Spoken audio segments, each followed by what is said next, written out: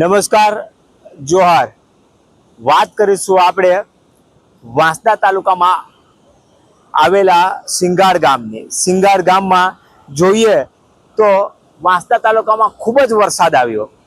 સમગ્ર જિલ્લાની વાત કરીએ તો જિલ્લામાં પણ વરસાદ આવ્યો અને સમગ્ર દક્ષિણ ગુજરાતની વાત કરીએ તો દક્ષિણ ગુજરાતમાં પણ જે પાછલા 48 કલાકમાં ખૂબ જ ભારે વરસાદની આગાહી હતી, ખૂબ જ ભારે વરસાદ આવ્યો. એની તારાજી તમે આજુબાજુ જોઈ શકો છો. એની તારાજી હું તમને બતાવવાનો પ્રયત્ન કરીશ કે અહીંયા જે સ્મશાન છે એ સ્મશાનમાં પણ જાડી ઝાકરા ઘૂસી ગયા છે. હું જે કોઝવે પર ઊભો છું એ કોઝવે પણ અડધો તૂટેલી હાલતમાં છે અને કોઝવેની આજુબાજુ તમે જોઈ શકો છો ખેતર છે. એ ખેતરમાં ઉભેલા પાક હતા, હજારો રૂપિયા પાકના ખેડૂતને કમાઈ આપતા હતા. એ ખેતર પણ આજે સપાચટ અને સૂના પડેલા છે. પેલી બાજુ જે રસ્તો બનાવવામાં આવ્યો હતો એ રસ્તો પણ દેખાતો નથી, એ રસ્તો પણ ધોવાઈ ગયો છે.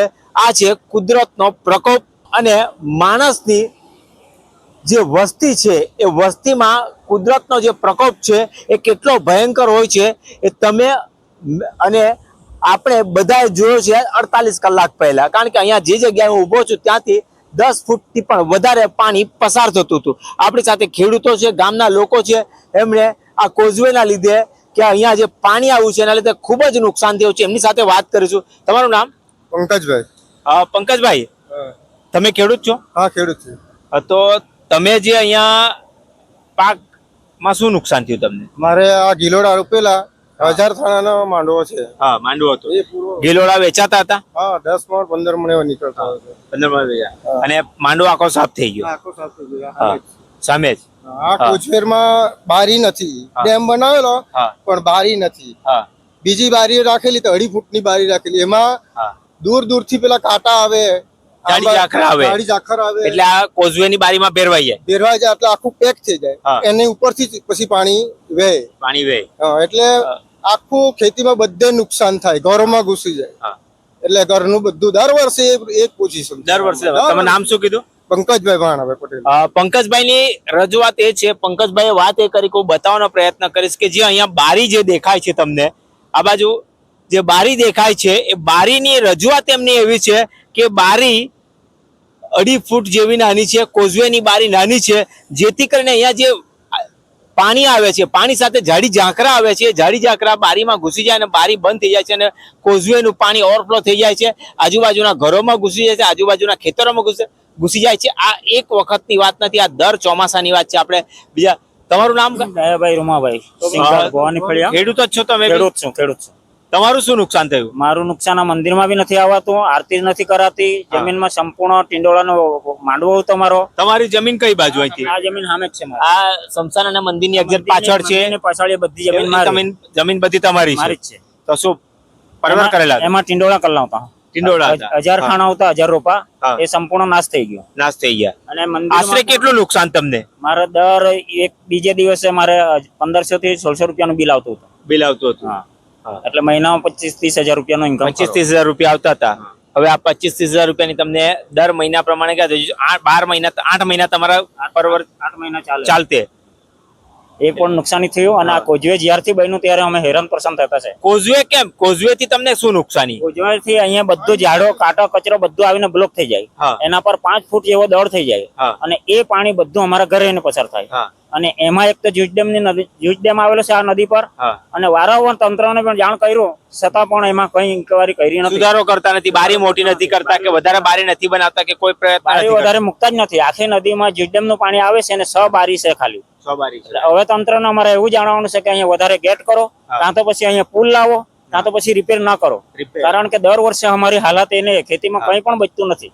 આખો ઉનાળો ભેગું કરો. આ પરવર ગિલોડા તમે ક્યારે રોપેલા? આ 5-6 મહિના થઈ ગયા. 5-6 મહિના થઈ ગયા. એટલે હવે દિવાળી સુધી ચાલે. અને આ તો કમસે કમ 2 વાર બી ટકાવ હોય તો ટકે. એટલે અમારી રોજી રોટી અજંતા બધી છીનવાઈ ગઈ. અત્યારે કચ્છો નથી અમારા પાસે. સરકારે કોઈ ફોર્મ ભર્યું? કઈ નથી. તલાટી સાહેબ આવીને જોઈ ગયા. સહાય માટે કઈ વાત કરી? કઈ વાત કરી નથી. ખાલી કાલે આધાર કાર્ડ મંગાવ્યું અને બેંકની પાસબુક મંગાવી. હવે સરકારનું કામ કરે છે.